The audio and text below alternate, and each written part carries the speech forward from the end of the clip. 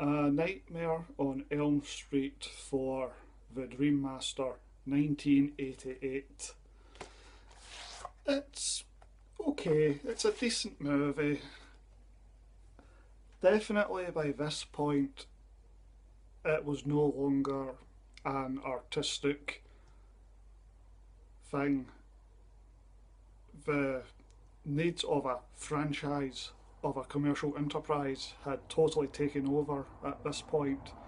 Not to say that 2 and 3 were made without cynical intentions, but I think by 4 it definitely feels like this is there is a formula, we are going to follow it, and we are not going to fuck with the formula. We will not risk anything, and so the movie plays it pretty safe, which is not a bad thing. It feels very influenced by MTV. It definitely feels like an MTV generation movie. The story is fine and it's coherent, and I don't think they have cool images for the sake of it for the most part. There was one bit that I actually laughed at because it was just so, what the hell has that got to do with anything?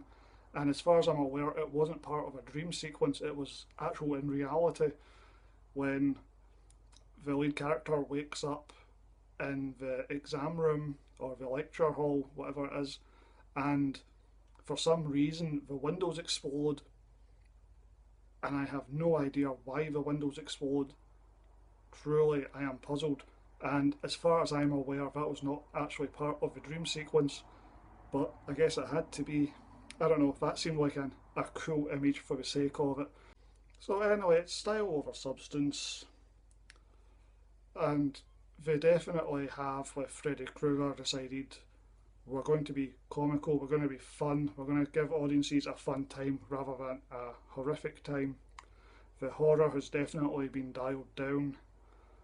I can't imagine an adult audience finding this movie to be at all scary. The comedy, I don't think Freddy Krueger's funny. None of the one liners are actually that funny or amusing, but it works well enough. It's okay, it's fine. If you're really looking for a true horror movie, then yes, it would be a massive watering down and a bit of a betrayal of the character. But, it is what it is. Obviously, this was the commercially smart choice to broaden the character's appeal, and I think it's slightly unfortunate that they went for the more comical version, but I don't think it's some massive betrayal of the character. I don't know. I don't feel any annoyance with it. Do I prefer the scary Freddy or the comic Freddy?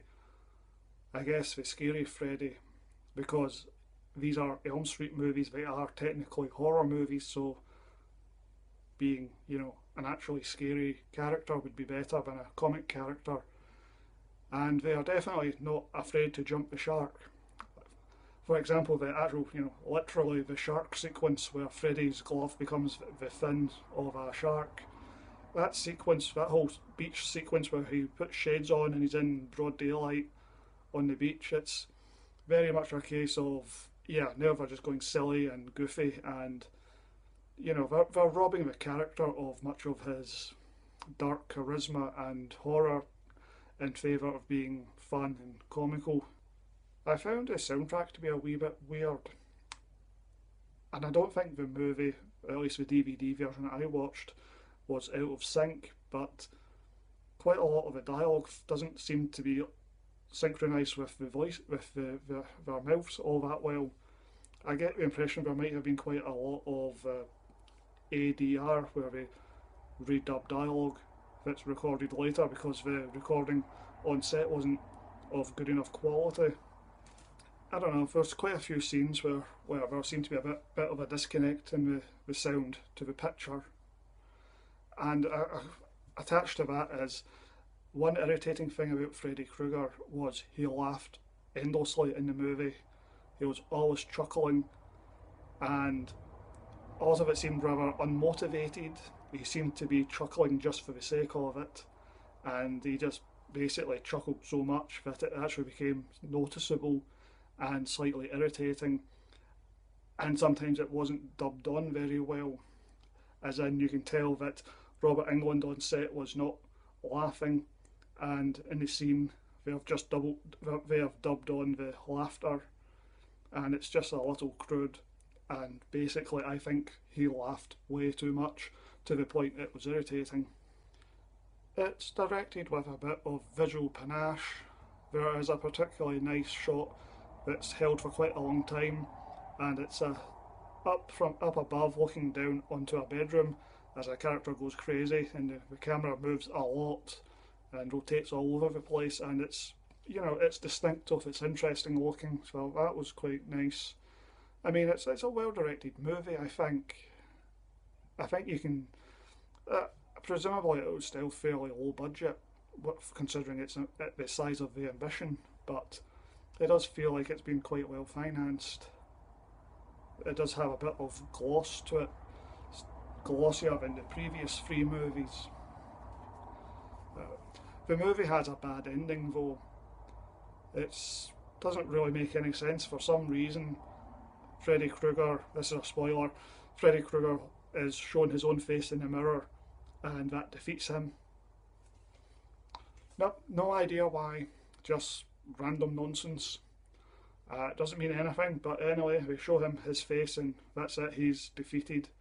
So, yeah, crap ending.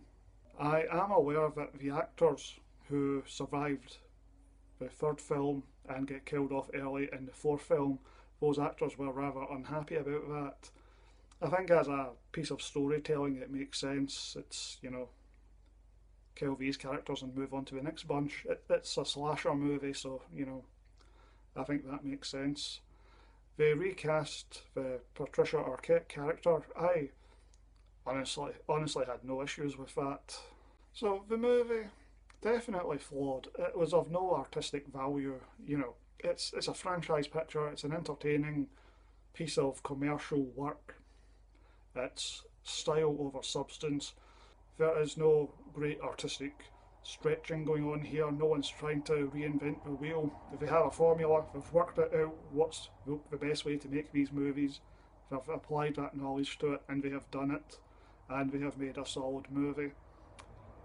It is what it is. A nice solid franchise slasher movie with